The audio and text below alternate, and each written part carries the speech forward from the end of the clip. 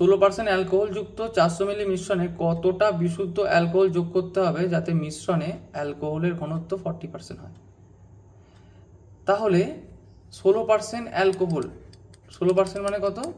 4/25। তাহলে এখানে অ্যালকোহল আর water, alcohol কত? 4, আর ওয়াটার কত তাহলে? 21। এখন বলছে 40% ঘনত্ব হবে, 40% মানে কত? 2/5। তাহলে অ্যালকোহল 2 হবে আর জল হবে 3। এবার কি মেশাচ্ছি আমি? অ্যালকোহল মেশাচ্ছি, তাহলে জলটা সেম হতে হবে। তাহলে এখানে 7 দিয়ে গুণ, এখানে 7 দিয়ে গুণ, তাহলে 4, 21, 14, 21। তাহলে দেখো এই 25 টোটাল আছে, তাহলে 25 মানে কত?